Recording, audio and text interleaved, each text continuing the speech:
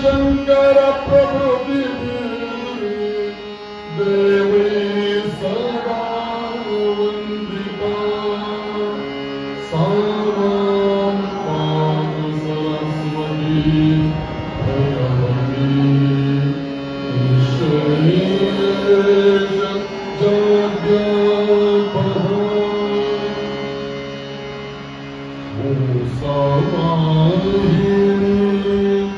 भारती माता आजची मी नावं घेतोय आता ती नावं त्यांना लिहून घ्यायची त्यांनी लिहून घ्या रेकॉर्डिंग करायची त्यांनी रेकॉर्डिंग करून घ्या ज्यांना विद्याभ्यास करायचा आहे कुठल्याही विद्येमध्ये ज्यांना प्रावीण्य मिळवायचं आहे अशांनी सगळ्यांनी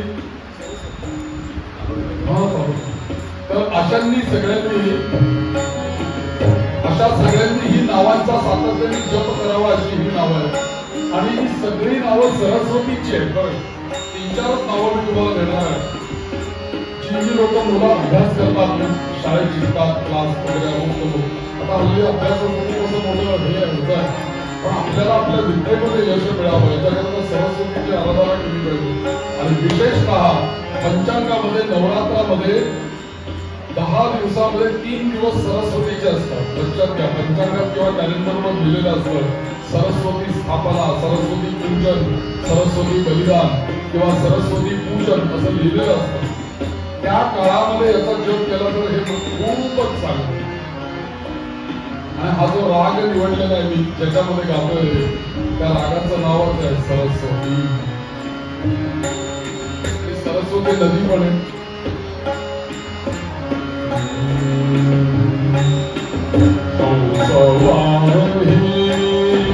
भारती माता भारती माता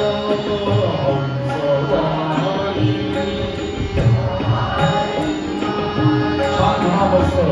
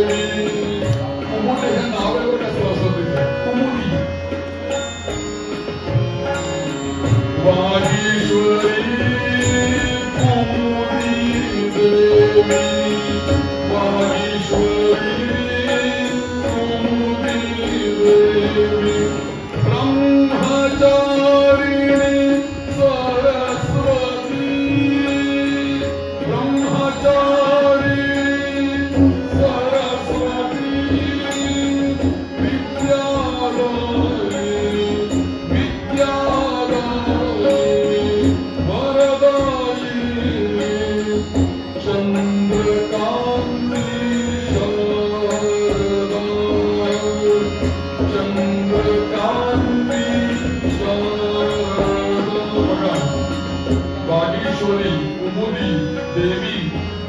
विद्याचारिणी सरस्वती विद्यादायिनी वरदायिनी चंद्रकांती किंवा चंद्रकांता शारदा थोडी नाव आहेत. वागीश्वरी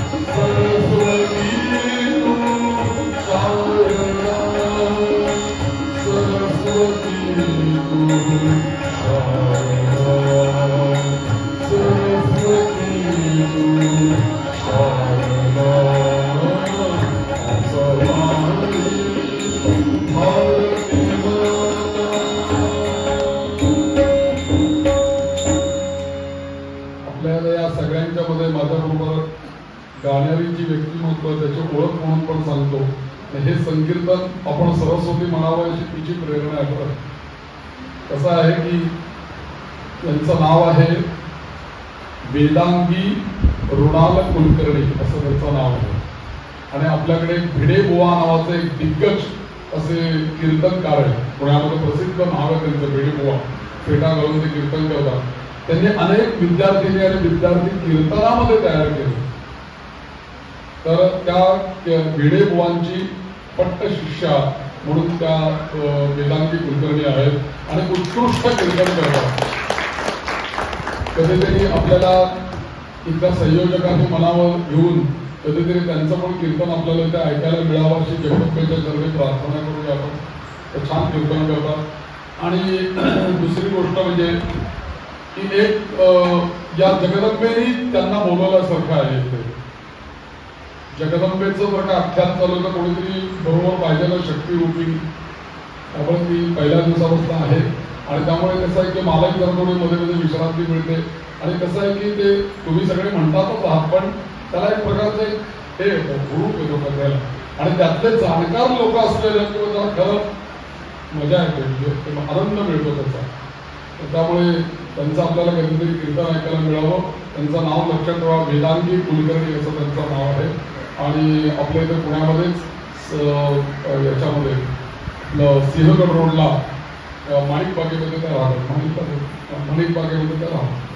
आणि कीर्तन त्यांच्या आता रामनवमीच्या महोत्सवामध्ये शिरवळला प्रतिपदा ते रामनवमी सलग 10 दिवस त्यांचं कीर्तन आत्ताच होतं. आत्ताच नेमकं काय झालं की या काळामध्ये तिला कीर्तन नसल्यामुळे ती इथे आलेली आहे. त्यांचे सतत कीर्तन चालूच असतात कुठे कुठे. आणि कसं आहे की नवोदितची काही माणसं आहेत ना त्यांच्या आपण पाठीशी राहायला पाहिजे. त्यांचे सेटल झालेले त्यांचे सेटल आहे. पण जी लोक प्रयत्न करतायत आपल्याला काही सांगायचंय, आपल्याला काही अभ्यास करायचा आहे, आपल्याला काही मांडायचंय, अशी जी लोक आहेत ना अशा लोकांच्या आपण पाठीशी राहायला पाहिजे. कारण का या जगाला या संपूर्ण किती कीर्तनकार किती प्रवचनकार निर्माण झाले तरी ते हवेच आहे. कारण इतका समाज आहे, किती पुण्याची लोकसंख्या कल्पना करा तुम्ही. सगळीकडे आपण एकटी माणसं करू शकत नाही. असे हजारो लाखो जेव्हा माणसं तयार होईल आणि लक्षात ठेवा की लोकमान्य टिळकांनी असं वाक्य सांगितलेलं होतं की जर का मला उत्कृष्ट असे जर का एक 10 कीर्तनकार जर का मिळाले तर देशाचं स्वातंत्र्य मी लवकरात लवकर प्राप्त करू शकेल एवढं कीर्तनकारांचं सामर्थ्य लक्षात घ्यायची. म्हणून कीर्तन ही नारदीय परंपरा आहे आणि त्या नारदांचं आपण कथा ऐकतो किंवा त्या महर्षी व्यासांचीच ती गादी आहे. प्रवचन ही व्यासांची गादी आहे आणि कीर्तन ही नारदीय परंपरा आहे. व्यासांचे पुत्र नारद आहे असा तो विषय आहे. तर म्हणून मी मुद्दाम त्यांची ओळख नाही. तिने मला त्या दिवशी सांगितलं जाताना की एक तरी संकीर्तन सरस्वती रागामध्ये होऊ देत कारण रागाचं नाव सरस्वती आहे तर काहीतरी होऊ दे. तर मी बसलो होतो देवीसमोर. जगदंबेने हा सगळा सप्ताहामध्ये या मंगलमूर्तीची कृपा म्हणा किंवा जगदंबेची कृपा म्हणा तिने काही काही संकीर्तन मला अशी झोळीमध्ये माझ्या टाकल्यासारखीच केलेली आहे. तर तिची विशेष कृपा आहे आणि खरोखरी शब्दांसहित चालीसहित माझ्या जोडीतून पडले. मी तुमच्या समोर आत्ता म्हणून मोकळा मला काही माहिती नाही कसं आहे काय किती होते आणि सोपे शब्द सोपा ताल आणि सोपे स्वर आणि भाव निर्माण होणारं संकीर्तन पाहिजे. बस त्याचा भाव नाही निर्माण झाला नुसतं म्युझिक म्युझिक म्युझिक उपयोग नाही. आपण हे सगळं भाव निर्मिती करता येतं आणि जगदंबेला भाव अत्यंत प्रिय. माझा भाव तुझे चरणी नाही म्हणत नाही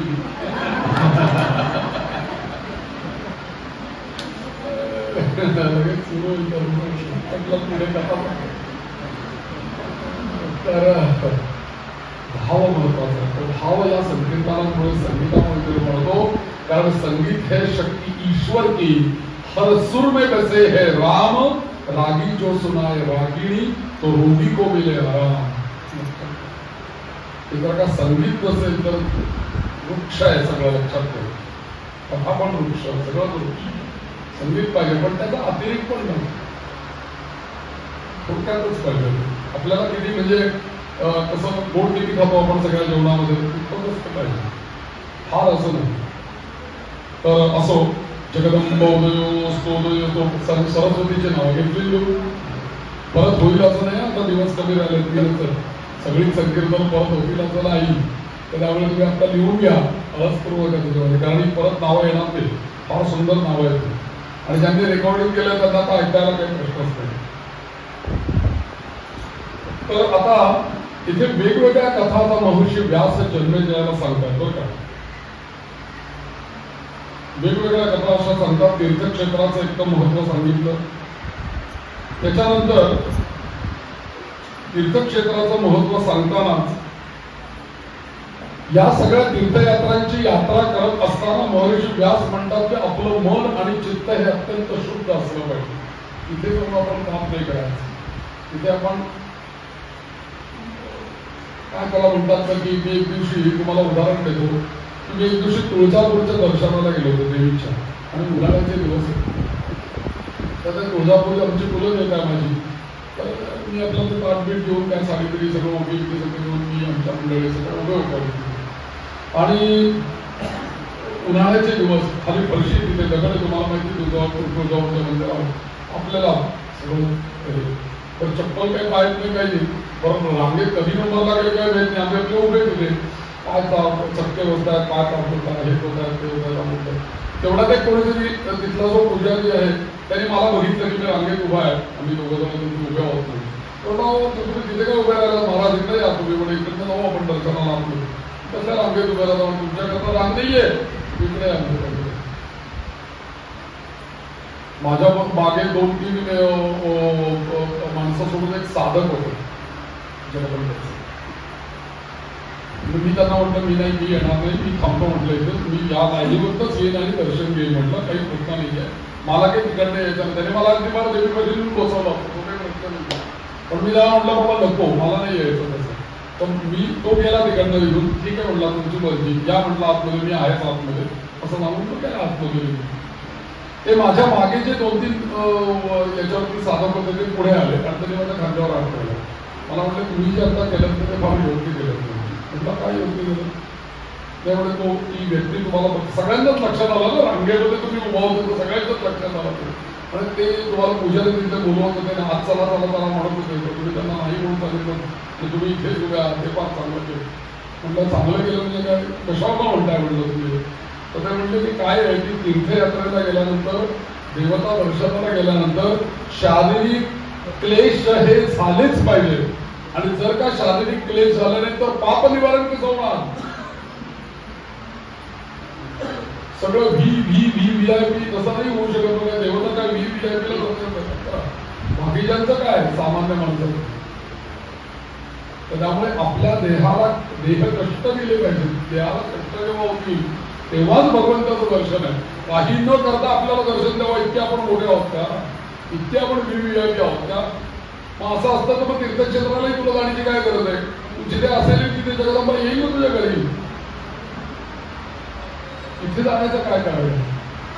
म्हणून थोडेसे क्लेश सहज होईल इतपत का होईना, पण तीर्थक्षेत्रावरती क्लेश हे घेतले. प्रदक्षिणा या झाल्याच पाहिजे. कारण प्रदक्षिणेचं वैशिष्ट्य असं आहे की आपण जेवढ्या प्रदक्षिणा करू, यानी कानीच पापानी जन्मांतर कृतानीच, माझ्या या जन्मात आणि मागच्या जन्मात जर का काही पातका झाली असेल तानी तानी विनश्यंती, माझ्या एकेका पावला गणित माझं एक एक पाप घेऊन जाण्याची भावना ठेवा.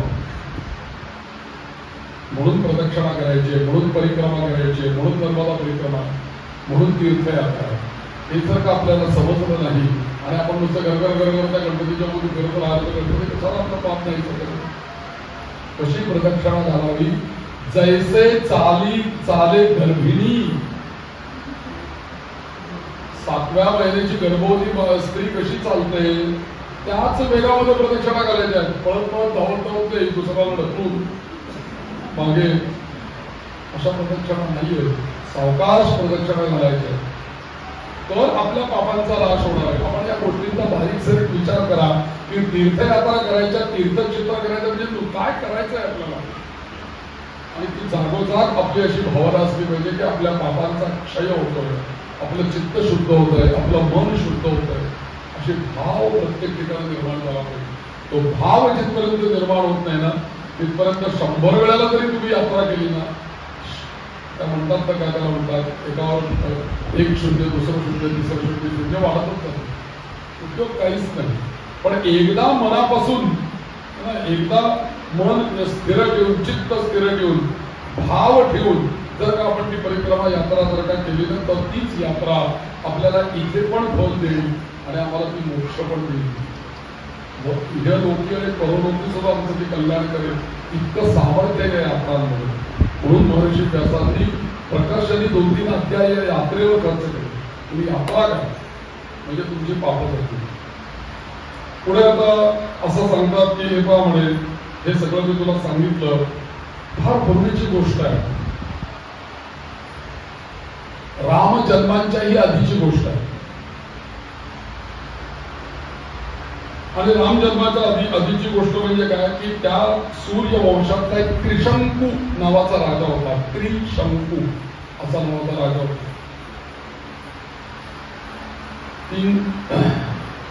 3 पक्ष निवडून आले की कसं राज्य निर्माण होतं, त्रिशंकूचं कसं आता आहे कसं महाराष्ट्र. तर त्रिशंकू हा राजा होता आणि या त्रिशंकू राजाला हरिश्चंद्र नावाचा मुलगा झाला. आणि त्याला पुत्र संतती नसल्यामुळे त्यांनी वरुण देवाला नमस केला आणि तो म्हणाला, वरुण देवते जलाधिपते मला तुझ्या कृपेने मुलगा होऊ दे. वरुण देवता म्हणजे पाण्याची देवता, बरं, पाण्याची देवता वरुण, त्याची उपासना त्यांनी केली आणि मला अपत्य होऊ देत, मुलगा होऊ देत प्रार्थना केली. वरुण म्हणाला, माझ्या कृपेने तुला मुलगा होईल, काय काळजी करू नको. पण म्हटला माझी अट आहे, माझ्या कृपेने तुला मुलगा झाला तर म्हणे तू नरमेध नावाचा यज्ञ करायचा आणि त्या मुलाचा मुलगा मला अर्पण करायचा. यज्ञ करून तो मुलगा मला परत समर्पित करायचा. तुला पुत्राचं सुख माझ्यातर्फे तुला काही वर्ष तरी मी देईल, परत तो मुलगा माझ्याकडे तुझ्या नाहीये प्रारब्धामध्ये पूर्ण पुत्र एवढंच आहे. मग तू तपश्चर्या केली म्हणून तेवढं तुला फळ देईल, पण नंतर मुलगा पण मला आणतो. नरमेध याचा अर्थ नरबली असा त्याचा अर्थ. तर पुढे असं झालं की त्या मुलगा जन्माला आला, परंतु जन्माला येऊन सुद्धा तरी काही तो मुलगा द्यायला तयार नाही. राजा कसा तरी मुलगा होते, राजा द्यायला तर राणी कशी देईल. कसा मुलगा द्यायला तयार होईल. आणि टाळत टाळत राहायला पुढे ह्या वरुणाने असं बघितलं की हा काय आपल्या शब्दाला पक्का नाही. आणि वरुण म्हणजे कसं आहे, वरुणाकडे नियम आहे बरं का, शिस्तीला अत्यंत पक्का आहे वरुण. कारण का, जेव्हा बिल्डिंग बांधतात ना तेव्हा वॉटर लेवल ट्यूब वापरतात. तुम्हाला माहिती नसेल, ती नळी असते त्याच्यात पाणी असतं, ती बळंबा बघण्याकरता. ॲक्युरन्सी जी आहे ती पाण्याकडेच आहे, करेक्ट सरळ आहे की नाही बघण्याकरता वॉटर लेवल ट्यूब वापरली जाते. म्हणजे वरुण हा शिस्तबद्ध आहे, वरुणाकडे ॲक्युरन्सी आहे. आणि त्याच्याकडे असं चालणार नाही बाबा नंतर देतो, उद्या करतो, परवा करतो. ते तू काय सांगितलंय मला, मुलगा मला द्यायचा, कबूल केलंय ना, द्यायचा पटकन. आणि मग हरिश्चंद्राने टाळाटाळ केली. पुढे या वरुणाने त्या हरिश्चंद्राला याला शापच दिला. हरिश्चंद्राला शाप दिला की जा, तू मला मुलगा देत नाहीस ना, तुला जलोदर नावाचा रोग होईल. आता जलोदर म्हणजे पोटात पाणी होणं, कोणाचा रोग आहे, वरुणाचाच रोग आहे. तोच शाप दिला. आणि मग पुढे वरुण देवतेला नमस केला त्याच्या. आणि हे सगळं कशामुळे घडलं तर मायेमुळे या सगळ्या घटना घडतात असं व्यास करतात. तू आता फक्त कथा ऐक आणि सगळीकडे लक्षात ठेव की इथे माया आहे, माया आहे, माया आहे. कोणाची माया? जगदंबेची माया. आणि ती माया हे सगळी कशी कर्म घडवत जाते हे फक्त तू आता बघ म्हणे. मी तुला आता कथेत न कथा असं सांगत जातो. तू लक्षात घे की माया कशी काम करते या जगतावरती. या मायेमुळे भुरळ पडून त्यांनी शापही दिला, त्याला हे पण झाला. आणि मग त्यांनी त्याला जो मुलगा झाला होता त्याचं नाव त्यांनी रोहित असं ठेवलं होतं. हरिश्चंद्र तो रोहित जन्माला आला होता, पण तो काही रोहित त्याला दिला नाही. नवस पेटण्याची वेळ आली की मात्र तो विचार करत असे काय करावं.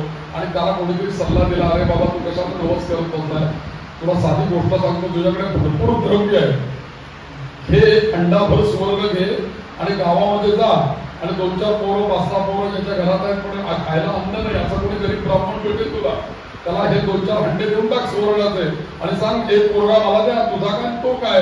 कारण राजा हा सगळ्या प्रजेचाच पिता आहे ना, तो मुलगा देऊन टाक वरुणाला, बळी द्यायला तो मुलगा घेऊन ये म्हणून. हा गेला तिथे. आजी गर्द नावाचा एक ब्राह्मण गावामध्ये होता. ही नावं सगळे लक्षात ठेवा, फार सुंदर नाव आहेत त्याचे. आजी गर्द असं नाव आहे. तर हा आजीगर्द नावाचा ब्राह्मण तिथे आला. त्याला धन मिळायच्या आशेने त्यांनी एक मुलगा दिला आणि तो मुलगा, त्या मुलाचं नाव होतं शुनशेप असं नाव होतं. शुन हा शेप, शुनशेप असं त्याचं नाव होतं.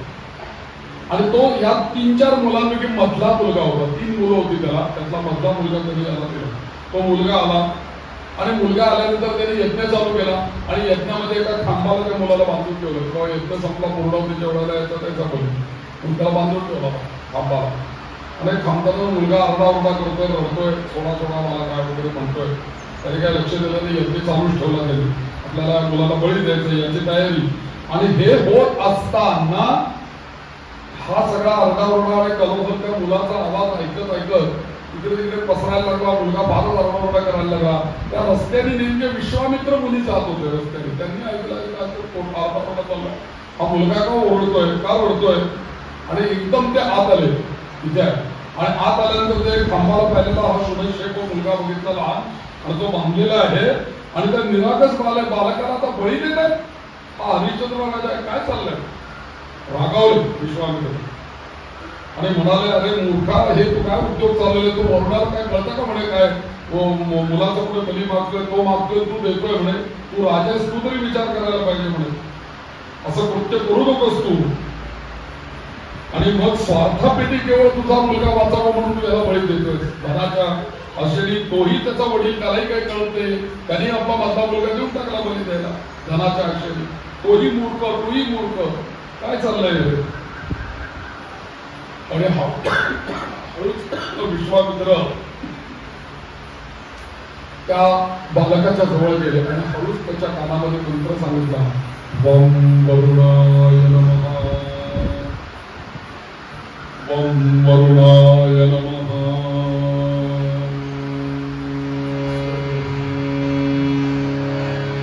हे वरुणाचं बीज आहे बरं का. ओम वरुणाय नमः.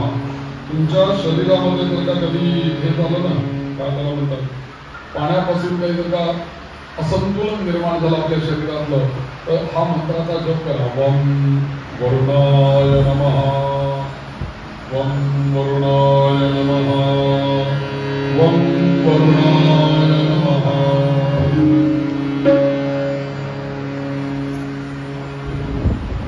तर या वरुणाचा जप त्याला दिला आणि या मुलाने हळूच इकडे तिकडे त्याला धैर्य आलं आणि या वरुणाने तो वरुणाचा मंत्र त्या मुलाने जपायला सुरुवात केला, जप करायला लागला. वरुणाचा मंत्राचा उपदेश केला. जीवाच्या भीतीने तो हळूहळू जप करत होता. तो मुलाला सुद्धा असं वाटतं की या मंत्रामुळे मी आता वाचणार आहे. ओम वरुणाय नमः. ओम वरुणाय नमः. ओम वरुणाय नमः. ओम वरुणाय नमः. मोठमोठ्यांनी तो जप करा, मला वाचवा, बली देतात माझा. आणि मोठ्यांनी जप करत सुरू केला. आणि झालं काय, विश्वामित्रांनी हा मंत्र दिला असल्यामुळे वरुण प्रगट झाला तिथे ताबडतोब आणि म्हणाला की काय चाललंय, कशाकरता मला तो हाक मारलं. आणि वरुण आल्यानंतर त्यांनी सगळी स्थिती बघितली आणि विश्वामित्र साक्षात तिथे उभे, तो काय बोललाच नाही. त्याने पटकन मुलाला सोडून बांधला होता जरा खांबाला, तर टाकलं, सोडून गेला. आणि लगेचच त्या राजाकडे बघितलं, आशीर्वाद दिला, रोगमुक्त झाला राजा. तो मुलगाही सुटला. वरुणाने कृत्य केलं आणि वरुण तिथून गेला स्वस्तात. विश्वामित्रांसमोर काय बोलतो वरुण, दुसरी सृष्टी निर्माण करण्याचं सामर्थ्य विश्वामित्रांत आहे. वरुण काय बोलतो त्यांच्या समोर काही नाही. तर त्या बालकाचा एकंदरीत जीव वाचला आणि विश्वामित्रांना आनंद झाला की बस, मी सांगितलं माझी आज्ञा. वरुणही माझ्यासमोर काही बोलला नाही, राजाचा काही बोलायचा प्रश्नच नाहीये. मुलगाही त्याच्यातनं वाचला. आणि पुढे असं झालं की हा राजा एकदा शिकारीला गेला आणि त्यावेळेला हरिश्चंद्र राजा शिकारीला गेल्यानंतर त्या वसिष्ठ तिथे मुली होते. त्या वसिष्ठांच्या मनामध्ये थोडासा कळवळा उत्पन्न झाला आणि विश्वामित्रांची पण त्यांची गाठ पडली आणि ते म्हणाले, अरे दुष्टबुद्धीच्या नीचा क्षत्रिया विश्वामित्र आणि वसिष्ठ कायम भांडण आहे बरं. काय तू विश्वामित्र वेळासारखं म्हणे दुष्टबुद्धी केली, तुझा ब्राह्मण वेश उभा धारण करून तू सगळीकडे फिरतोय आणि तू अक्षरशः बगळ्यासारखाच म्हणे दंभ करणारा दाखवतोयस ते आणि आत भवतातच म्हणे. त्यामुळे तू बगळ्याच्या जन्माला जा म्हणतो विश्वामित्र म्हणून त्याचा कोणी वसिष्ठांनी, कारण वसिष्ठ हरिश्चंद्राचे गुरु, ते यज्ञ करत होते तिथे. त्यामुळे त्यांनी शाप दिला. विश्वामित्र म्हणे तू मला शाप देतो का, मीही तुला शाप देतो म्हणून. जोपर्यंत म्हणे मी बगळा राहील या पृथ्वीवरती तोपर्यंत तू पण अडी नावाचा पक्षी हो. वसिष्ठांना शाप म्हणून हे अडी झाले आणि ते बगळा झाले. आणि दोघे जण आता म्हणले इथं राहून दोघे जाऊन एका सरोवरावर, म्हणून तिथे गेले तर पक्षी रूपात दोघे जण भांडत होतं. हा या झाडावर तो त्या झाडावर भांडतायत दोघे. आणि नंतर या ब्रह्मदेवाला लक्षात आलं की ऋषी मुनींचं काम सोडून भलतच भांडणं चाललेली त्या दोघांची, ओगीच भांडताय. आणि म्हणून ब्रह्मदेव त्या ठिकाणी प्रगट झाले आणि ब्रह्मदेवानी दोघांचं सख्य करून दिलं. तर नका भांडू तुम्ही, आता मुक्त व्हा, सोडून द्या आता हे पक्षाचं, कशाला धारण केलं, किरकोळ कारण आहे, कशाला भांडताय तुम्ही, असं म्हणून सोडून द्या तुम्ही. आणि म्हणून इथे हे व्यास महर्षी सांगतात की म्हणे शरीरधारी जी माणसं आहेत ना, मानव आहेत ना, त्यांच्या ठिकाणी 3 प्रकारच्या श्रद्धा काम करतात. त्यातली एक आहे सात्विकी श्रद्धा, एक आहे राजसी श्रद्धा आणि एक आहे तामसी श्रद्धा. अशा 3 प्रकारच्या श्रद्धा प्रत्येकाच्या ठिकाणी आहे. आणि त्याच्यामध्ये लक्षात ठेव, सात्विकी जी श्रद्धा आहे, ही सात्विक श्रद्धा जी आहे ती आपल्याला पूर्ण फल देणारी आहे. म्हणून नेहमी श्रद्धा ठेवताना सात्विक श्रद्धा ठेवतो. शुद्ध सात्विक श्रद्धा दुर्लभ आहे. आणि त्याच्यानंतर राजसी श्रद्धा. आता राजसी श्रद्धा आणि सात्विक श्रद्धा याच्यामध्ये फरक काय आहे, कुठलाही लोभ न ठेवता ठेवलेली श्रद्धा जी असते ती सात्विक असते. मी देवाला येतो, नमस्कार करतो, पलकी प्रदक्षिणा घालतो, फुलं वाहतो, मला काही पाहिजे असं नाही, त्यांनी सगळं काही दिलंच आहे माझ्याकरता, माझी ड्युटी आहे की त्याची पूजा करणं. आता देवळाच्या दारात गेलं तर मोठी यादीच असते लोकांची, काय पाहिजे. बरं एक देऊन थांबत नाही, एक मिळालं की दुसरं.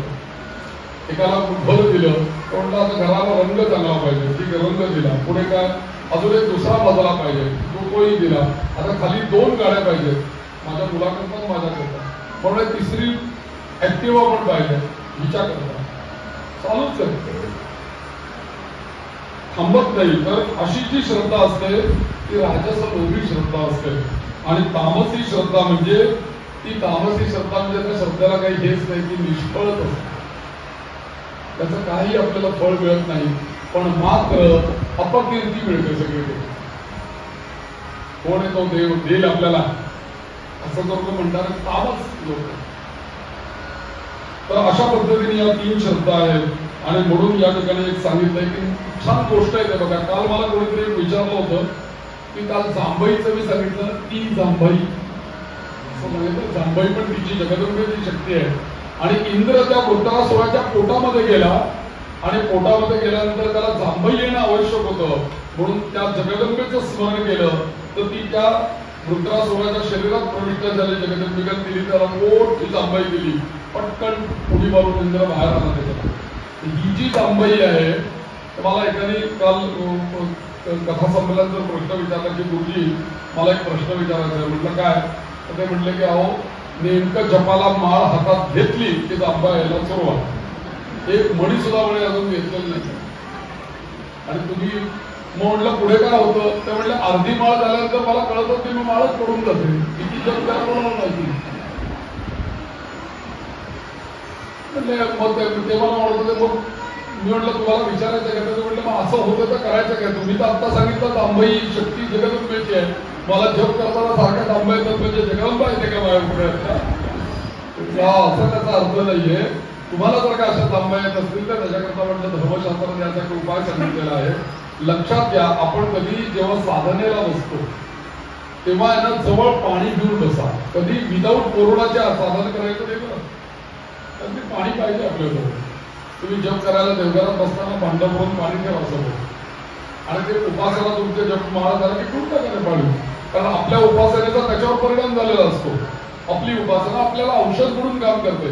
तुम्ही प्रयोग करून बघा, विष्णू सहस्रनाम म्हणायचं, समोर पाणी भरून ठेवा, सगळं विष्णू सहस्रनाम म्हणा, ते सगळं विष्णू तीर्थच झालं. ते ठेवून टाका, तुमच्या अनेक रोग ते बरं करेल. साधे साधे उपाय आहेत बघा. सूर्याची नावं घ्यायची, समोर पाणी भरून ठेवा. मित्राय नमः, रवये नमः, सूर्याय नमः, हिरण्यगर्भाय नमः, मरीचय नमः. 12 नावांनी पाणी पिऊन टाका, सूर्य तीर्थ. कारण पाणी इतकं सेन्सिटिव्ह आहे की आपण जे मंत्र करू, आपण जी साधना करू, त्याचे व्हायब्रेशन ते पाणी धारण करतं. कारण पाण्याला मुळात स्वतःची चव काही नाहीये.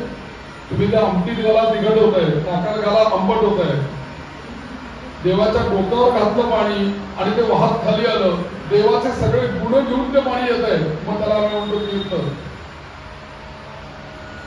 त्यामुळे पाणी जर का मंत्र संस्कारामध्ये साधनेमध्ये जर का आपण आणलं तर ते साधनेचे मंत्रांचे गुणधर्म ते धारण करतं आणि ते तीर्थ होऊन जातं. आम्ही जेव्हा ते प्राशन करतो त्यावेळेला आम्हाला ते तीर्थ म्हणून उपयोगाला येतं. सगळा तीर्थाचाच महिमा आहे. तर काय करायचं? आपल्याला साधनेमध्ये आपल्याला जप करताना, पूजा करताना, ध्यान करताना जर का अशी जांभई यायला लागली, त्यानंतर उचकी यायला लागली बरं का, त्याच्यानंतर ढेकर यायला लागला, त्याच्यानंतर अपान वायू शरीरातून सुटायला लागला, तर अशा वेळेला सगळे हे साधनेतले अपराधच आहेत ना. अशा वेळेला काय करायचं? एक पळी आणि भांड जवळ ठेवून घ्या. आणि उचकी आली, ह्याच्यातला काही जरी झालं, ढेकर आला, उचकी आली, जांभई आली, तरी काय करायचं? डाव्या हातात पळी घ्यायची, उजव्या हातावर पाणी घ्यायचं, प्यायचं. लक्ष्मण केशवाय नमः, नारायणाय नमः, माधवाय नमः, सोडायचं पाणी, गोविंदाय नमः. असं आचमन करायला सुरुवात करा. एकदा दोनदा तीनदा असं करावं लागेल. नंतर जांभई म्हणेल मी आता कंटाळले, येणारच आहे, चालू दे. तुम्ही प्रयोग करून बघा. जांभई यायला लागला. काल मला त्यांनी विचारलं तर मी त्यांना सांगितलं, म्हटलं हा सगळ्यांना आपण सर्व योग्य म्हणून मी मुद्दाम सांगितलं. जास्ती कुठे मला काही त्यांच्याकडे फोन करायचं नाहीये, पण त्यांनी विचारली शंका काल. तुम्ही पण लक्षात ठेवा, सगळ्यांनी आचमन करणं. उचक्या आल्या तर पाणी पितो गटागटा, गटागट पिऊन उचकी थांबत नाही पाणी. उलट नंतर अशी वेळ येते की उचकी चालू राहते पण पाणी जायला पोटात जागा लागत नाही. मग अशा वेळेला काय करायचं, उचकी जर काय लागली फास्ट पळी वाटलं ठेवायचं, तेवढंच पाणी प्यायचं, तेवढं पोहोचतं. औषध, पाणी औषध आहे लक्षात ठेवा. म्हणून पूजेमध्ये आचमन करायचं सांगितलं आहे. केशवाय नारायण बाबा उगाच मी सांगितलेलं, कारण तुम्ही पूजेला बसल्यानंतर पुढे तासभर तुम्हाला हे विकार येता कामा नाहीत ना. तुम्ही पूजा करताना ढेकर आले किंवा काय होतं, देवाला वास जाईल सगळा तुमच्या तोंडातला काय असेल. आणि उचक्या ढेकर जांबाई यायला लागल्यानंतर तुमचं त्या कर्माबद्दल लक्ष होऊन जाईल. म्हणून आचमनाची योजना आहे. म्हणून पूजेची सुरुवात आचमनाने करायला. तर या सगळ्या गोष्टी अत्यंत महत्वाच्या आहेत. आणि म्हणूनच इथे सगळीकडे वरुण नावाची शक्ती काम करते. आणि म्हणूनच आज आता इथे गोष्ट अशी सांगितली जाते की निमिष नावाच्या राजाची गोष्ट. त्या निमिषाच्या शापाने वसिष्ठांचा पुनर्जन्म झाला अशी कथा आहे. म्हणजे वसिष्ठ जे होते ते खरं तर मानसपुत्र होते ब्रह्मदेवाचे बरं का. त्यांना मैत्रावरुणी पण असं म्हटलं जातं. याचं कारण असं आहे की पूर्वीच्या काळी निमी नावाचा एक राजा होता आणि त्या निमी राजाला वसिष्ठांनी शाप दिला. आणि त्याच्यानंतर त्या निमी राजाने वसिष्ठांना उलटा शाप दिला. आणि त्यामुळे त्या प्रारब्धामुळे दोघेही जण दुःखी झाले. मग ही गोष्ट कशी घडली. आता हा निमी राजा जो आहे तो इक्ष्वाकू वंशातला एक राजा आहे. इक्ष्वाकू वंश म्हणजे रामाचा वंश, त्यातला हा राजा आहे. आणि त्या राजाला हा राजा सत्यवचनी वगैरे होता, यज्ञ करता होता, सदाचारी होता. आणि त्याला अशी उत्पन्न झाली की आपण एक भरपूर दान धर्म करावा, भरपूर दक्षिणा द्यावी, भरपूर विद्वान ब्राह्मणांना बोलवावं आणि आपल्याकडे एक मोठा यज्ञ करावा अशी त्याची इच्छा होती. आणि मग त्यांनी त्याची सामग्रीची सगळी जुळवाजुळव केली. आणि मग भृगु, अंगिरस, वामदेव, गौतम या सगळ्या ऋषीमुनींना बोलवलं त्यांनी. आणि यज्ञ कोणाकरता करायचा होता या राजाला, निमी राजाला. जगदंबा माता की जय, तिच्या करता तो यज्ञ करत होता. जगदंबेचा यज्ञ त्यांनी आयोजित केलेला होता. आणि त्यावेळेला त्याचे गुरुजी जे होते मुख्य ते वसिष्ठ होते त्या राजाचे. तो गेला राजा त्यांच्याकडे की मला यज्ञ करायला तुम्ही महाराज या आणि माझ्याकडे जरा यज्ञ करा, मला जगदंबेचा यज्ञ करायचा आहे. गुरुजी म्हटल्यानंतर त्यांनी म्हणायला पाहिजे हो येतो बाबा, सर कुठला दिवस तुझा मुहूर्त काय, त्याला मी येतो. गुरुजींनी काय म्हणजे वसिष्ठांनी काय सांगितलं की बाबा तुझे दिवस सांगतो तर त्या दिवसामध्ये मी इंद्राचं काम घेतलेलं आहे, त्यामुळे मी तुझ्याकडे यज्ञाला येऊ शकत नाही. मी त्याला कमिटमेंट केलं की तुझ्या यज्ञाला येतो म्हणून. त्यामुळे तू असं कर, त्याचा यज्ञ संपल्यानंतरच्या डेट्स घे ना पुढच्या, मी तुला मुहूर्त कळवून देतो, मग मी येईन तुझ्या यज्ञाला. तो म्हणाला ठीक आहे म्हणला, बघतो काय. त्याला त्याच वेळेला यज्ञ करायचा होता कारण सगळी तयारी तर झालेली, लोकांना बोलवलेलं, ऋषीमुनींना सगळं पाचारण केलेलं. त्यामुळे तो म्हणला की याच काळामध्ये मला यज्ञ करणं आवश्यक आहे. त्यांनी वसिष्ठांची तो काही बोललाच नाही, आपल्या घरी आला. आणि घरी आल्यानंतर त्यांनी यथाविधी यज्ञ पार पडला. यज्ञ पार पडला, त्याची पूर्णावधी झाली. थोड्या दिवसांनी वसिष्ठ आले इंद्राचा यज्ञ करून. इकडे काय घडलं त्यांना माहिती. त्यांनी बघितलं जेव्हा इंद्राचा यज्ञ पूर्ण झाला, वसिष्ठ यज्ञ पाहण्यासाठी याचा आले. आणि राजाला त्यावेळेस नेमकी झोप लागली. विचार दाबला होता यज्ञ करून, पडला तर झोप लागतो. झोपल्यानंतर वसिष्ठांना राग आला की मी आलेला असताना माझी दखल घेतली नाही, माझं काही स्वागत केलं नाही. आणि त्यामुळे त्यांनी या वसिष्ठांनी त्याला शाप दिला की अत्यंत निर्बुद्ध असा तो राजा आहेस आणि कुलगुरू तुझ्या घरामध्ये आल्यानंतर सुद्धा तू त्यांचं स्वागत नाही करत. त्यामुळे त्यांनी कुठलीही परिस्थिती समजून घेतली नाही आणि त्याला शाप दिला की तू अशरीरी होशील, म्हणजे तुझं शरीर तू सोडून हे सूक्ष्म रूपाने तू आवाज लागत देहाविना राहशील असा मला शाप दिला.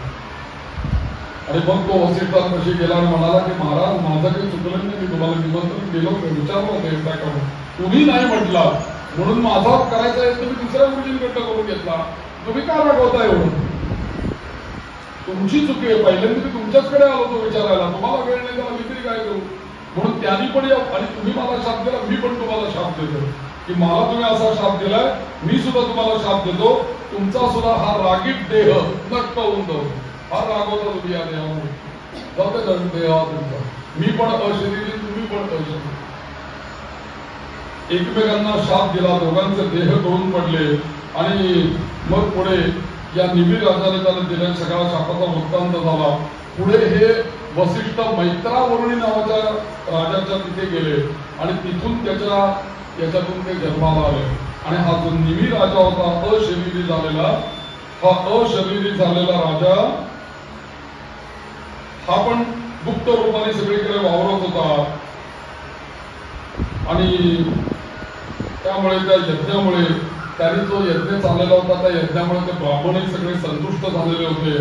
आणि त्यावेळेस ते ब्राह्मण त्या निमिर राजाला म्हणाले की जाऊ दे, ते वसिष्ठ गेले, तू जरी अशरीरी असला तरी तुझी काही इच्छा असेल तर मला सांग. आता तो म्हणजे तो दिसत नाहीये बरं का स्थूल रूपाने, पण तो सूक्ष्म रूपाने आहे तिथे. जसं 10व्या दिवशी नाही का कावळ्याला दिसतं कोण आहे तिथे ते, म्हणून तो तिथे येऊन शिवत नाही. मग त्याला कारण तो दिसत असतो. तो म्हणतो माझी इच्छा पूर्ण झाल्याशिवाय तू पुढे द्यायचं नाही, हात नाही लावायचं त्याला. आणि मग आपण म्हटलं की नाही बाबा तुझ्या मुलाबाळांचं आम्ही सांभाळून तुमचं लग्न करून देऊ, ते करून देऊ, लगेच तो बाजूला होतो कावळा शिव. ते कसं आहे सूक्ष्म देह. तसा हा सूक्ष्म देहाने राजा उभा होता आणि तो म्हणाला तुला जे काही पाहिजे या मृत्यू लोकांमध्ये ते माग, असं म्हणून त्या अशरीरी आणि मानव शरीर या दोघांपैकी तुला जे काही पाहिजे ते तू माग. तुला अशरीरी राहायचं असेल तर तसा आम्ही आशीर्वाद देऊ, तुला मानव शरीर पाहिजे असेल तर मानव शरीर प्राप्त करतो. सांगतो आम्हाला काय तुझा तर कुलगुरु तर सगळ्या मृत्यू लोकात गेला म्हणे त्या मैत्रावरुणीकडे वसिष्ठ राहायला. आणि कसं तुला इच्छा असेल तर तसं आम्हाला सांग. आणि मग निमीला फार आनंद झाला आणि तो म्हणाला देवश्रेष्ठ हो, असा हा नाशिवंत देहाविषयी मला आता आकर्षण वाटत नाही, पण मला असं वाटतं की मला तर काही नसला देह तरी चालेल, मी तृप्त आहे. जगदंबेची खूप सेवा केलेली आहे मी असाच राहिलो तरी चालेल. पण जगदंबेला मी एकच प्रार्थना करीन की सर्व प्राणी मात्रांच्या डोळ्यामध्ये जी वरची पापणी आहे ना, आपली वरची पापणी, त्या वरच्या पापणीमध्ये मला निवास मिळावा, तिथे मी राहावं. म्हणजे या वरच्या पापणीला निमी असं म्हणतात, निमिष. वरच्या डोळ्याच्या पापणीमध्ये डोळ्याच्या ज्या वरच्या पापण्या असतात त्या ठिकाणी वायू रूपाने कायम माझा निवास असावा अशी माझी विनंती आहे. हा आशीर्वाद त्यांनी मागितला. तर म्हटलं की एका म्हणे तुला असा काही हा आशीर्वाद आम्ही नाही देऊ शकतो, हे आमचं सामर्थ्य नाही. तुला वायू कायम ठेवायचा आहे, सगळ्या जीवांमध्ये ठेवायचा आहे, सगळ्या जीवांमधला आशीर्वाद आम्ही नाही देऊ शकत. तुझ्या पुरता आम्ही यज्ञ केलेला आहे, तुझ्या कुटुंबापुरतं केलं तेवढा आम्ही आशीर्वाद देऊ, सगळ्या जगाचं कल्याण तसं नाही होऊ शकत. आणि यांनी व्यापक मागितलं, प्रत्येक जीवाच्या वरच्या पापणीमध्ये वायू रूपाने मी पाहिजे असा आशीर्वाद मागितला. ते म्हटले एवढं सामर्थ्य माझं नाहीये. ते कोणाचं सामर्थ्य? धावत ये जणी तुझ्यानी, धावत ये जणी तुझ्यानी, धावत ये जणी तुझ्यानी, धावत ये जणी तुझ्यानी. आई तुळजा भवानी, आई तुळजा भवानी, धावत ये जणी.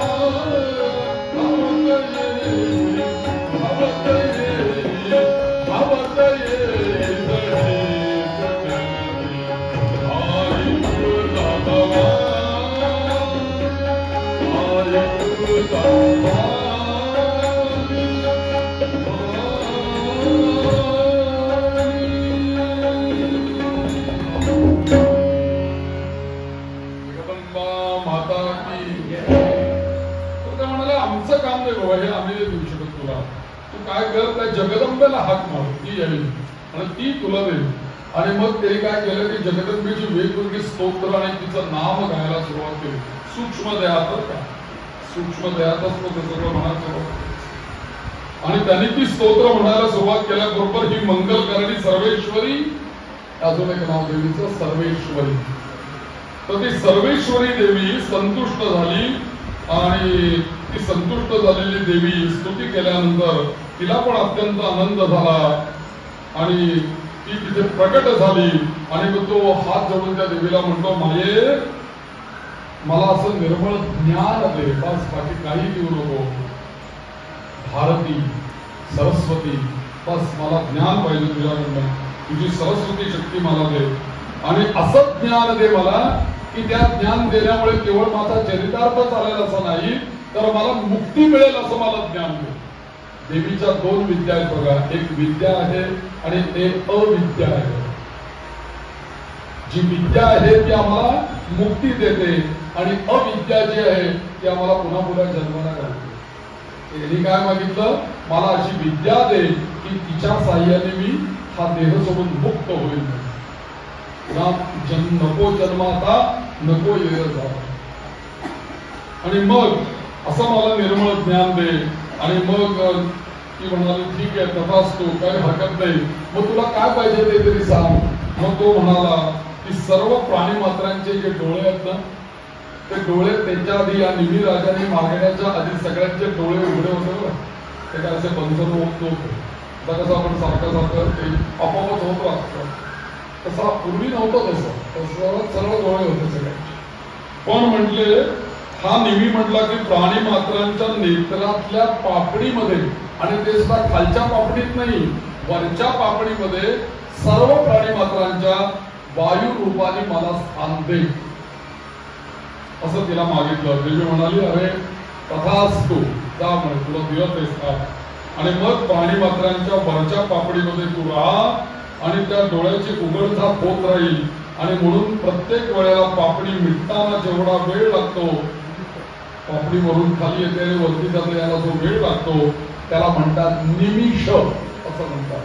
कारण निमी राजाने मिळवलं ना, ते निमी राजा आहे, तर निमिष असं म्हणतात. आणि मानव पशु पक्षी या सर्वांच्या डोळ्यामध्ये तुझा वास राहील असा मला आशीर्वाद दिला. आणि म्हणून केवळ एकच गोष्ट सांगते, देवांच्यावर मात्र मी ही तुला स्थान देणार नाही. देव मुक्त ठेवते आणि देव मात्र अनिमिष असते, पण जीव मात्र सगळे निमिष असते. देवांचे डोळे बंद होत नाहीत आपल्यासारखे, पापडी करतो ते उघडेच असते. तर त्यामुळे अनिमिषक तपासतील असं म्हणून सर्वांचं वरती देवी तिथे गुप्त झाली. अर्थातच या सगळ्या गोष्टी हे जन्मेजयाला व्यास महर्षी सांगतात. गायब जरा त्या ह्याच्या रंगामध्ये दिसत नाही. तर पुढे असं सांगतात की ब्रह्मा विष्णू महेश हे सगळे त्रिगुणांनी बद्ध आहेत. आणि म्हणून एक अत्यंत चांगली गोष्ट या ठिकाणी सांगितली, हय हय मोक्षाची गोष्ट सांगितली. आमच्याकडे आम्ही जेव्हा यज्ञयाग करतो ना, तेव्हा हय हय नावाच्या याचा आवाहन केलं जातं. विशेषतः रुद्रयाग जेव्हा असेल त्यावेळेला रुद्रयागाच्या वेळेला ते मंडल मांडलं जातं, रुद्राचं यंत्र मांडलं जातं. त्याच्यामध्ये हय हय नावाची देवता त्याचं आवाहन केलं जातं. त्या रुद्र गणांमध्ये हय हय आहे. तो कसा आहे हय मोक्ष? हय म्हणजे काय? घोडा. बरं का? हय म्हणजे घोडा. हय हय असं, हय हय असं नाव आहे त्याचं. कुठलीही शब्द उच्चारण करत असताना आपल्या शरीरातले कुठले अवयव वापरले जातात बघा. अ म्हणताना काय वापरलं गेलं, त म्हणताना काय वापरलं गेलं, थ म्हणताना काय वापरलं गेलं, प म्हणताना काय वापरलं गेलं. या सगळ्या अक्षरांमध्ये तुम्ही विचार करा. ह असं म्हटलं की काय वापरलं गेलं? ह हे अक्षर आहे ना, ते आपल्या नाभीपासून येतं, लक्षात ठेवा. म्हणून आपल्या धर्माचं नाव आहे हिंदू. ह आहे ना आपल्याकडे. आणि सो अम हो अक्षर इथून येतं नाभीतून, ओ अक्षर कंठातून येतं, आ अक्षर हृदयात येतं, ह अक्षर नाभीतून येतं. तुम्ही म्हणूच शकत नाही ह अक्षर दुसरीकडनं कुठनं, त्याला स्थानच नाहीये कुठे. हो अक्षर आपल्या इथं आहे नाभीतून, आणि ज्याच्या नाभी चक्रामध्ये तेवढी शक्ती नाही ना त्याला हो म्हणता पण येणार नाही. तो हो म्हणेल ते तो ऐकायला येईल. रो नावाचा शब्द म्हणजे ज्याच्याकडे नाही तो रो म्हणू शकत नाही. तो राम राम राम राम म्हणत असतो, आपल्याला लांब लांब लांब लांब ऐकायला येतो. तो म्हणत असतो विचारा राम राम, पण त्याच्या विचाराचं त्या टाईपरायटर मध्ये ते बटवत नाही ना. र पाहिजे ना तिथे. तर हो हे अक्षर इथे आहे. म्हणून या हैहे कुलाचा सगळा वृत्तांत त्यांनी सांगितला की हैहे त्या ठिकाणी होता. आणि एक राजा सांगितला, कार्तवीर्य या नावाचा राजा या हैहे वंशामधला. तुम्ही लिहून घ्या, कार्तवीर्य नाव. आपल्याला जर का एखादी गोष्ट आपली हरवली तर कोणाचं स्मरण करायचं? कार्तवीर्याचं स्मरण करायचं. आपलं कुठं पाकिट हरवलं असतं. आता तर काय होतं की जसं जसं 50च्या पुढे जातात ना माणसं, तसं विसरा विसरी आणि हरवा हरवी खूप असतं. मनुष्य असेल तर त्याच्याकरता बरोबर लागतो, अहो तुमचं हे इतर आहे सांगायला. आणि बरेच वेळा चष्मा पेपर विसरतो, पेन विसरतो, मोबाईल विसरतो, असं बरेच वेळेला होतं. हे काही जर का हरवलं आणि सापडत नसेल आपल्याला, म्हणजे बुद्ध माणसांना असं नाही कोणालाही, तर त्या कार्तवीर्याचं स्मरण जर का केलं आपण तर आपल्याला ती हरवलेली वस्तू लवकर सापडते. बरं, कार्तवीर्यार्जुनो नाम राजा बाहू सहस्रवान तस्य स्मरण मात्रेण गतम नष्टंच लभ्यते. त्या कार्तवीर्याचं नाव जर का घेतलं तर आपल्याला नष्ट झालेलं परत मिळतं. म्हणून या हैहे लोकांचं एक मोठं वैभव होतं. कार्तवीर्यार्जुनाचा अंत झाला. त्याच्यानंतर या संपूर्ण वंशालाच एक प्रकारची उतरती काळा लागली या हैहे वंशात. आणि मग काय केलं त्यांनी? तिथे असलेल्या जी काही ब्राह्मणांची घरं होती त्या ब्राह्मणांवर त्यांनी आक्रमण केलं. त्या ब्राह्मणांच्याकडे संपत्ती आहे, त्यांनी ती पुरून ठेवली असेल जमिनीमध्ये. म्हणून त्या ब्राह्मणांना मागितली, आमच्या राज्याच्या रक्षणाकरता काही दान करा. ते म्हणले नाही नाही आमच्याकडे काही नाही, आम्ही नाही देणार. तरी त्या ब्राह्मणांवर आक्रमण केलं, त्यांची घरात त्यांना आक्रमण दिलं, त्यांची घरं खणून काढली, त्यांनी जे लपवून ठेवलेलं जमिनीतलं धन होतं ते बाहेर काढलं. लोभामुळे हे सगळं कशामुळे? लोभ, विकार, काम, क्रोध, मद, मोह, लोभ. आता लोभ, त्या लोभामुळे त्यांनी हे असं त्यांच्यावरती आक्रमण केलं.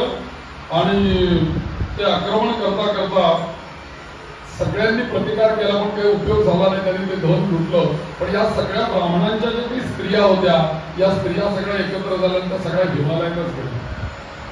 हिमालयात गेल्या आणि हिमालयात जाऊन त्या तिथे म्हणाल्या की हिमालयात जाऊन आम्हाला जगदंबेशिवाय यांच्या तावडीतनं आम्हाला कोणी सोडवणार नाही.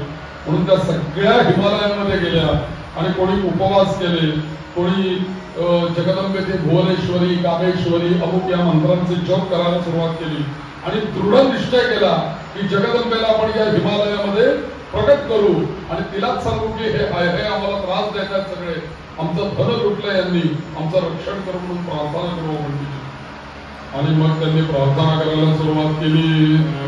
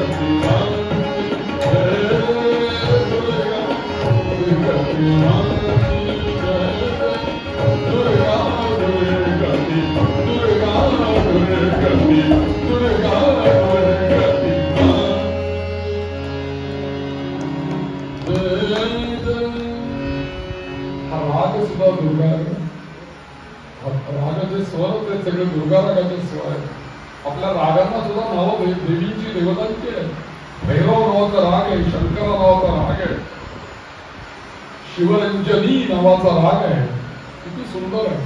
म्हणजे हे राग, हे स्वर त्या देवीच्या करता आपण अळवले की ते आपल्याला देवीच्या आधी जवळ घेऊन जातात, असं त्याचं सामर्थ्य आहे. म्हणजे कसं आहे, एक शब्द आणि त्याला कोंडण जे काही म्हणतो ना आपण, जसं हिऱ्याला किंवा खड्याला कसं कोंडण असतं सोन्याचं, तसं तो शब्द असं काय ते म्हणतात ना, टिप टिप टिप हे करतो की नाही, पूर्ण त्याला असं कोटिंग होतं आपण, तसं ते कोटिंग होतं त्याला त्या स्वरांचं, आणि मग तो शब्द सरळ जगदंबेपर्यंत जाऊन पोहोचतो. म्हणून त्या रागामध्ये, त्या स्वरामध्ये आपण आलो. तर या देवींनी प्रार्थना केली, जगदंबा प्रसन्न झाली, म्हणली चिंता करू नका, तुमच्यातल्या एकीच्या मांडीतून म्हटली मी दुसरा एक पुरुष जन्माला घालते. काय काळजी करू, मांडीतून, पोटातून नाही, त्या स्त्रीच्या मांडीतून करतो. जगदंबेची लीला आहे, आपण हे फक्त ऐकायचं. आपल्याला ते कसं काय, आपण त्याच्यावर विचार, आपण कुठे काय, मला कोणीतरी काल विचारत होते असं कसं काय होऊ शकतं, असं कसं मी तरी काय सांगणार बाबा.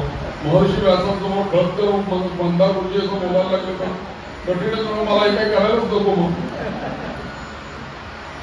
तुम्ही ऐका, मी सांगतो. कारण जे जे व्यासांची वाणी कसं झालं, काय झालं, भगवान भक्ती जगदंबा झालं, आपल्याला काय माहिती, आपण ऐकायचं. तर त्या तिने सांगितलं की तुमच्या मांडीतून एक पुरुष जन्माला येईल, आणि तो पुरुष जन्माला येण्याची वेळ आली तेवढ्यात हे सगळे शोधत शोधत शोधत शोधत सगळे तिथे येऊन पोहोचले. आणि तिथे येऊन पोहोचतात तर काय, या बायकांनी सगळ्या स्त्रियांनी बघितलं, तिथपर्यंत देवी अंतर्धान झाली, ते सगळं झालं होतं. आणि यांनी बघितलं की ते आले आपल्याला पकडायला, सगळ्या उठल्या आणि पळत सुटल्या त्या डोंगरावरती, पर्वतावरती. पळता पळता पळता पळता काय झालं, जगदंबेने आशीर्वाद तर दिलाच होता, आणि एकदम एक स्त्री त्यांना पळता पळता पळता एकदम तिने अशी मध्ये खड्डा आला म्हणून उडी मारली. म्हणून पलीकडे उडी मारायला तिने पायाचा हे घेतला आणि पलीकडे उडी मारली, तिच्या मांडीतून एक मोठा पुरुषच बाहेर. पूर्व म्हणजे मांडी बघा, एक मुलगा जन्माला आला त्याच्यातून, आणि तो मुलगा जन्माला आल्यानंतर साक्षात तो जगदंबेच्या अंशाने जन्माला आलेला, त्या काळाची ती गरज होती म्हणून जगदंबेनी 9 महिने 9 दिवस एवढी वाट पाहिला. जगदंबेला वेळ कुठे होता तुम्ही म्हणाला, असं कसं काय झालं? ती वेळ का ते शत्रू जवळ येऊन पोहोचलाय. अशा वेळेला गर्भधारणा होऊन 9 महिने 9 दिवस डोहाळ जेवण सगळं होऊन मग तेवढा वेळ कुठे होतो? पोटी भरा, हे करा, औषध करा, सगळं करून वेळ नाही तेवढा. त्यामुळे जगदंबेची लीला केली. मग तर पोटात राहायला तर 9 महिन्याने येईल ना, ते म्हणले पोटात न नकोच, मांडीतूनच जन्माला घालतोय लगेच इमिजिएट. आणि त्याप्रमाणे तो जन्माला आला. आणि हा भुवनेश्वरीचा प्रसाद असल्यामुळे, परत लक्षात घ्या, भुवनेश्वरी तिचा हा प्रसाद असल्यामुळे हा मानव पुत्र नाहीच, त्याला मानव पुत्र नाहीच म्हणते, जगदंबेचा प्रसाद. आणि म्हणून त्याचं और्व नाव ठेवलं गेलं. आणि उरूपासून, मांड्यापासून जन्मलेला म्हणून त्याचं और्व. आणि जमदग्नी पुत्र, जमदग्नी याच्यामध्ये और्व. आणि हा और्व जन्माला आल्याबरोबर सरसर मोठा झाला तो एकदम. हे सगळे धावत येत होते. एक घटना अशी पटकन घडलेली आहे. आणि तो मुलगा असा मोठा झाला, उभा राहिला तिथे. मी काय काळजी करून काय म्हणला, मी घेऊ काय घेऊ देत त्यांना. आणि आला तो फक्त असा उभा राहिला. आणि येणाऱ्या सगळ्या त्या हैहय राजांच्यावर फक्त वेळेचं एका डोळे मोठे करून बघितलं. असं बघितल्याबरोबर ते सगळ्या अंधारीत झाले. सगळ्यांची लुटी गेली. आता काही दिसेना, पुढे आंधळे झाले. आता काय करावं? त्यांच्या लक्षात आलं की काहीतरी जगदंबेचं काही लीला आहे, कोणीतरी देवी यांनी प्रसन्न करून घेतली आहे या सगळ्या स्त्रियांनी, म्हणून आम्हाला हे असं एकदम अंधत्व आलेलं आहे. आणि ते सगळे गेले त्या स्त्रियांकडे. आता त्यांनी या पुरुषाला बघून ते घाबरलेच. आता हा अजून आपल्याला आंधळ गेला, अजून काहीतरी करेल, म्हणून कुणाच्या तरी मदतीच्या स्त्रिया होत्या तिथे ते गेले. आणि त्यांना सांगितलं, मातांनो नमस्कार, आमचं चुकलं, आम्ही उगाच तुमच्या मागे लागलो, तर ते काही बरोबर नाही, पण आता आम्हाला अंधत्व आलं, ते त्या तुमचं ते जन्माला आलं ना बाळ मोठं तेजस्वी, त्याच्यामुळे आम्ही अंधत्व झालं, तर आम्ही काय करायचं? ते म्हणाले, तुम्ही त्याला शरण जा. आणि म्हणून ते त्यांना शरण गेले. हे जे मांडीतून जन्माला आले हे बालक कोण म्हणजे? हे बालक म्हणजे परशुराम, सप्त चिरंजीवांपैकी एक परशुराम. एक प्रश्न आलाय माझ्या कागदावर इथे, सगळे सप्त चिरंजीव तुम्ही आहेत म्हणून सांगताना ते कुठे आहे? असा मला प्रश्न आहे की कागदावर आहे का? कुठेच सप्त चिरंजीव म्हटलं, त्यांचं काही आधार कार्ड बनवले की मला माहित नाही त्यांचं, पण त्यातले एक चिरंजीव या नर्मदे किनारी ते परिक्रमा करतात, अश्वत्थामा. आणि अश्वत्थामाला चिरंजीवत्व पद का बहाल केलं असा पण प्रश्न विचारलाय पुढे. याचं उत्तर असं आहे की काही वेळेला तुमची कर्मगती अशी असते की ती कर्मगती तुम्हाला असं दुःख देते की मरेपर्यंत तुम्हाला ते दुःख सोडत नाही, ते रोज तासत राहतात. करा की काहीतरी व्याधी तरी होईल, काहीतरी अपंग होईल, किंवा असं काहीतरी होईल की मरेपर्यंत ते तुम्हाला दुःख सोडत नाही. नुसतं तेवढा पुरतं फल नाही, ते तासत राहणं, तसं त्या अश्वत्थामाने क्रूर कर्म केलंय ना, त्या उत्तराची मुलं मावली पांडवांची, म्हणून त्याला चिरंजीवच करून टाकलं. आणि त्याचा तो मणी काढून घेतला आणि सांगितलं की हे दुःख आणि पाप चिरंजीव पद घेतो आणि तो भोगत राहा शेवटपर्यंत. म्हणून त्याला चिरंजीव केलं. कोणीतरी मला विचारलाय प्रश्न की त्याला चिरंजीव करण्याचं काय कारण केलं, तर क्रूर कर्म केलं, त्या पुण्यात्मा आहे का, असं कोणीतरी मला विचारलं. त्याच्यावर उत्तर, काही वेळेला तुम्हाला चिरंजीव पद बहाल करून देवाने दुःख भोगण्याकरता तुम्हाला चिरंजीव पद दिलं, तसं सुख भोगण्याकरता चिरंजीव पद देतात, दोन्ही आहे. तसे अश्वत्थामाला तसं दिलं. आणि म्हणून या सप्त चिरंजीवांमध्ये हे आहेत. मी परत एकदा आठवण म्हणून सांगतो, वाढदिवस कसा साजरा करावा हे व्हिडिओ पहा. आणि उद्या आपल्याला कुंकुमार्चन करायचं आहे, तर कुंकुमार्चनाचा एक व्हिडिओ मी बनवलेला आहे, 20 मिनिटाचा फक्त व्हिडिओ आहे. कुंकुमार्चन कसं करावं, कुठल्या बोटाने कुंकू व्हावं, किंवा कुंकुमार्चनाचं महत्व काय आहे, का कुंकू व्हायचं, हे 20 मिनिटामध्ये मी त्या व्हिडिओमध्ये सांगितलेलं आहे. मंदार सुमंगल नावाचा चॅनल आहे माझा YouTube, त्याच्यावर जा.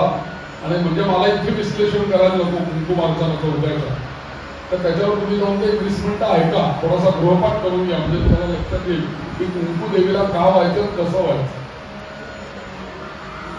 तर महत्वाची गोष्ट आहे. तर कुंकुमार्चनाचा उद्याचा जो कार्यक्रम आहे, त्या कार्यक्रमाविषयी मी सर्वांना एक सूचना अशी देतो की येताना आपल्या घरून आहे ना एक असे डब्बे आणा, म्हणजे खोल गटकी ज्याला झाकण आहे, म्हणजे आपला तो पेडेगाठी डबा वगैरे कसा असतो त्याच्यात मूर्ती बसेल उभी, प्लॅस्टिकचा म्हणा कुठलाही आणा आणि त्याच्यामध्ये मधोमध ती मूर्ती ठेवा आणि त्याला झाकण आणा. तुम्ही तुमचं कुंकुमार्चन त्या डब्यामध्ये करा देवीला, नंतर त्याचं झाकण त्याला घट्ट बसवा, तो डबा तसं घरी येईल, म्हणजे ते कुंकू तुमच्या घरी जाईल.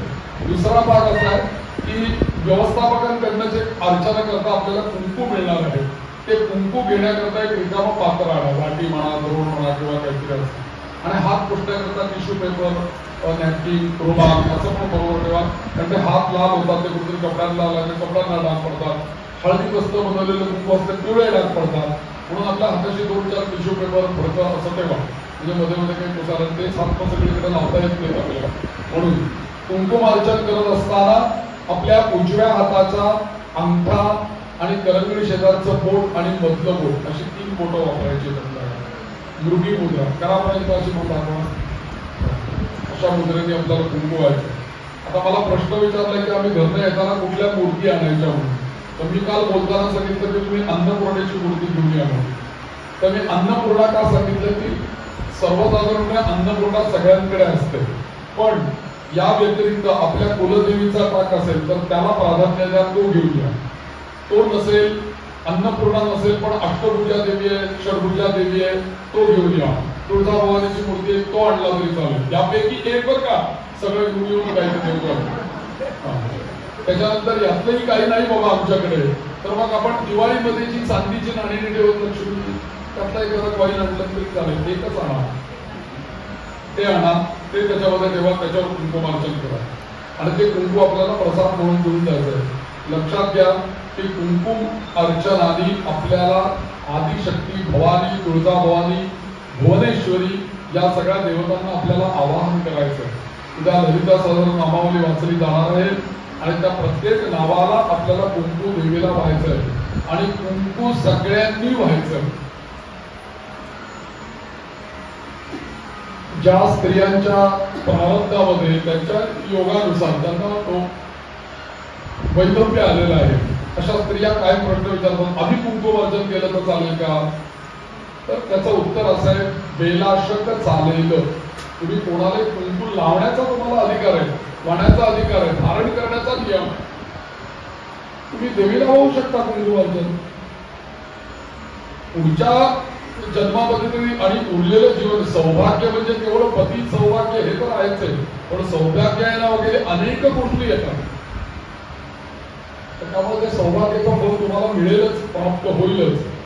तर त्यामुळे सौभाग्य प्राप्त व्हावं, सुख प्राप्त व्हावं, समृद्धी प्राप्त व्हावी, अशा अनेक संकल्पांनी आपण कुंकुमार्चन करायचं. मला वाटतं शंका एवढाच विचारल्या होत्या, त्याप्रमाणे आपल्याला सांगितलं, त्याप्रमाणे इथं व्यवस्था होईल. उद्या संध्याकाळी आपण बरोबर माझी जी कथा आहे, तर मला असं वाटतं उद्या आपण जरा कथा 4 वाजता जर का सुरू केली तर मलाही जरा बोलायला वेळ मिळेल आणि मग 6:30ला कथा आपण संपवूच, म्हणजे भैरवीच म्हणायची 6:30ला, आणि मग 6:30 ते 7:30 तुम्ही कुंकुमार्चन करा. कुंकुमार्चन झालं की आपण आरत्या म्हणू. हे एक 4:30च्या ऐवजी आपण 15-20 मिनिटं आधीच कथा सुरू करू असं मला वाटतं. कारण काय आहे की आता 4 दिवस राहिले तरी मला तुम्हाला खूप काही गोष्टी सांगायच्या वाटतात. त्या म्हणजे तुमची इच्छा असेल तर माझं काही आग्रह नाही, तर मी माझे काही 5 वाजता सुद्धा आपण सुरू करू, 6 वाजता संपतो, काय म्हणतं. पण मला असं वाटतं की तुम्हाला 4 गोष्टी अजूनही कळाव्यात, त्या रंजक आहेत त्या गोष्टी, त्याचा आपल्याला काही बोध होता, तर या गोष्टी कळाव्यात म्हणून सांगितलं. तर उद्या जरा थोडंसं आपण 15-20 मिनिटं आधी सुरू करू, 4:15च्या नंतरच त्याचा सुरू करू, म्हणजे मग उद्या ते कुंकुमार्चनाला यांना आपल्याला वेळ देता येईल आणि 1 पाऊण तास 1 तास कुंकुमार्चनामध्ये जाईल. ते झालं रे झालं की अशा पद्धतीने आपण प्लॅनिंग करू. आता सगळ्या सूचना दिलेल्या आहेत.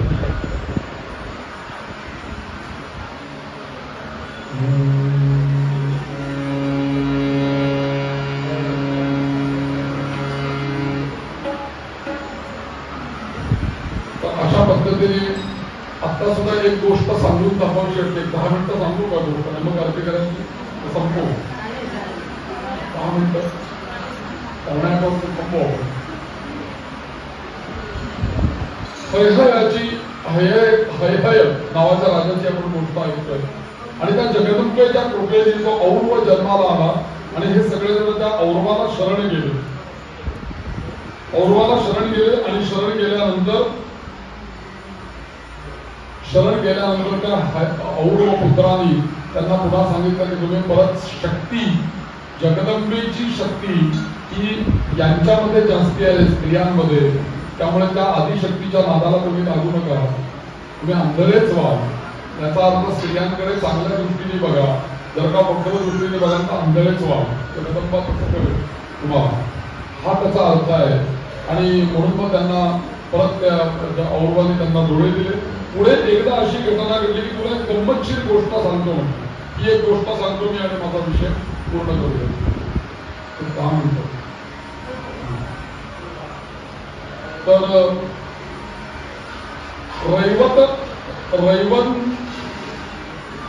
रेवंत नावाचा एक सूर्यपुत्र, रेवंत त्याचं नाव बरं का, रेवंत नावाचा एक सूर्यपुत्र उच्चैश्रवा नावाच्या घोड्यावरती बसून विष्णू लोकांकडे येतो. हा उच्चैश्रवा नावाचा जो घोडा आहे तो समुद्र मंथनातून निघालेला आहे बरं का. आणि उच्चैश्रवा घोडा जो आहे, नॉर्मल आपण जो घोडा बघतो त्याला एक मुख आपण बघतो ना, उच्चैश्रवा घोड्याला 6 मुख आहे. एक मध्ये आहे मुख, इकडे 3 आहे, तिकडे 3 आहे, 7 मुख आहे, 7 मुख आहे. तर त्या घोड्यावरती बसून तो रेवंत नावाचा सूर्याचा मुलगा तो त्याच्यावरती बसून येत होता. आणि कुठे येत होता? वैकुंठामध्ये. वैकुंठात कोण राहतं? विष्णू, लक्ष्मी, हे त्यांचं घर, त्याच्याकडे येत होता. आणि खिडकीमध्ये लक्ष्मी काहीतरी काम करत होते. एकदम तिला आवाज आला म्हणून तिने खिडकीतनं पडदा वगैरे करून बघितलं कोण येत आहे. तर एकदम उच्चैश्रवा घोड्यावरती हा रेवंत म्हणून इतकं तिला बरं वाटलं ना. काही काही प्राण्यांकडे बघितलं की आपल्याला फार बरं वाटतं. त्यात हत्ती आपण जर का कुठेही तरी बघितला ना, आपण लहान होतो मोठ्या होतो आपण विसरून जातो, त्या हत्तीकडे आपण बघतच नाही. काही काही प्राणी असे असतात, काही काही कुत्री वगैरे असे लोक पाहतात ना, ती इतकी मागे बघतच राहावं वाटतं. त्याच्या लीला, एखादा पोपट, असे प्राणी आकर्षित करतात आपल्याला. त्यांचं ते नैसर्गिक त्यांची ठेवण त्यांची असते. तसा या उच्चैश्रवा घोड्याकडे तिने बघितलं, ती बघतच राहिली आणि तिला फार आवडलं. कारण का, हा उच्चैश्रवा हा या लक्ष्मीचा भाऊ आहे ना एका अर्थाने. कारण लक्ष्मी पण त्या समुद्र मंथनातून निर्माण झाली, उच्चैश्रवा त्यातच निर्माण झाला. त्यामुळे सागराचे ते दोघं बहीण भावंडांचे दोघं, त्यामुळे ते एकमेकांकडे बघायला लागले ते. आणि बघायला लागल्यानंतर हे महाराज तिथे होते, शंखचक्र गदा कमळ धारण करणारे लक्ष्मीपती. आणि त्यांनी बघितलं ही काय खिडकीत बघते, ए करतात, लक्षात नाही बाईंचं, तर मग काय थोडा वाटतं. आणि एकदा हात मारलं, दोनदा हात मारलं. ते म्हणाले एकच गोष्ट बघत बसलीस आणि तिकडे रमतेस, तुला आजपासून रमा म्हणतील लोक, रमणारी कुठेही जाऊ.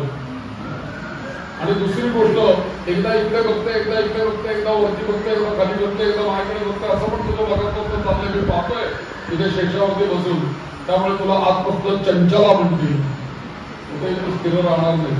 त्यामुळे लक्ष्मी चंचल पण आहे आणि लक्ष्मी रमा पण. आणि मग रमा आणि चंचला या नावाने तुला सगळे लोक ओळखतील. आणि आता म्हणे तू मला मी एकदा हाक मारला, दोनदा हाक मारला, 3दा हाक मारला, तू काय आली नाहीस माझ्याकडे, काय बघते तिकडे. म्हणाले अहो माझा भाऊ येतोय, सूर्यपुत्र येतोय, कोणीतरी असा तुम्हाला काय वाटलं काय मी काही तुम्हाला सोडून पळून जाते का काय दुसऱ्याची नाहीये. तर उच्चैश्रवा घोड्यावर बसून माझा भाऊ येतोय, त्याला मी बघते. हे म्हणाले काही असू दे, मी तुला 3 वेळा हाक मारलो, तू आली नाही, त्यामुळे मी म्हणे तुला आता शाप देऊन टाक. शाप असा की तुला घोडा आवडला ना, त्या घोड्याकडे बघतेस, तुम्हाला सांगते ना, जा तू आता पृथ्वी तलावर जा, मृत्यू लोकांमध्ये तू घोडीच्या जन्माला येशील. तिला शाप मिळाला लक्ष्मीला. आणि ती घोड्याच्या रूपामध्ये आली जन्माला इकडे. लक्ष्मी भाग्य लक्ष्मी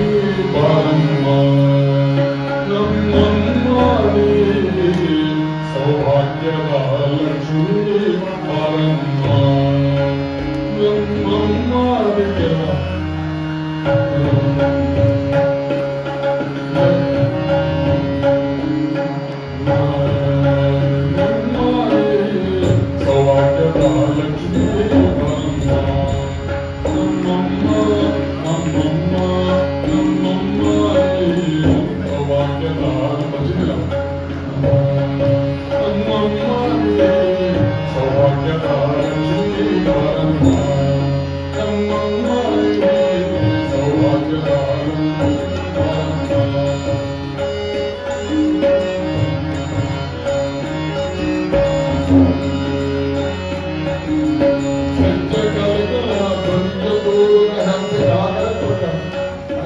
त्यांचं खूप प्रेम आहे.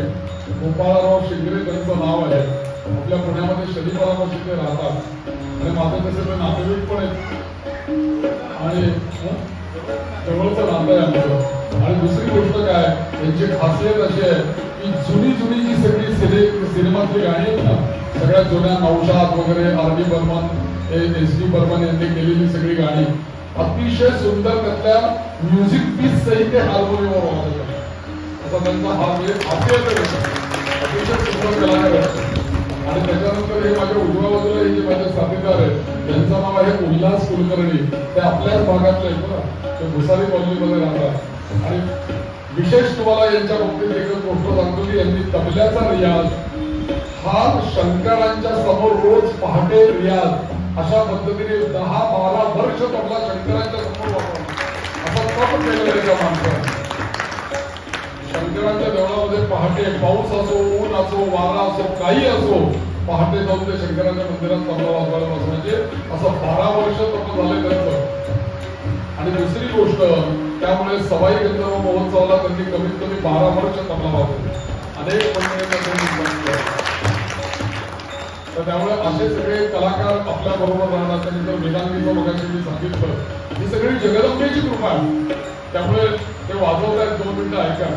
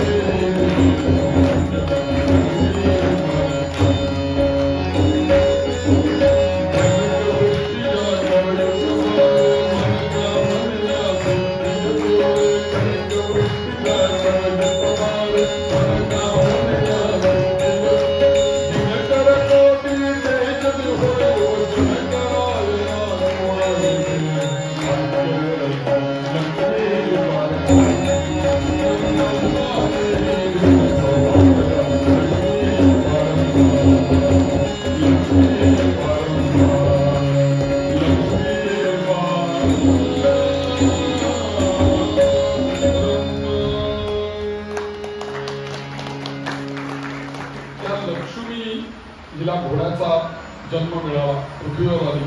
तिने या पृथ्वीवर आली आणि पृथ्वीवरती घोड्याच्या रूपामध्ये इकडे तिकडे वावरायला लागली. स्वच्छ पांढरा शुभ्र घोडीच्या जन्माला तेज. लक्ष्मीचा अवतार म्हणजे कसला असेल घोडा, कल्पना करा तुम्ही. नॉर्मल घोडा किती चांगला दिसतो, की लक्ष्मीच साक्षात जगदंबा. आणि त्या म्हणजे गेज्य कालगेला ध्वनीय तोरुता भेज्जय मेलून भेज्जय नृत्य सज्जन साधू पूजय वेळ मज्जिके ओळखीन. म्हणजे त्या ताकद घसरताना जे लोणीवरती येतं ना, ते किती मुलायम आणि सुंदर दिसतं ना, तशी ही लक्ष्मी. काय म्हणून त्याचा अर्थ तो मज्जिके. मज्जिके म्हणजे ताक. योळकेनं बेंडणे येते म्हणजे लोणी. त्याच्यासाठी ती आहे. किती नाजूक आणि सुंदर असेल लक्ष्मी. ती तशी ते फिरती आहे.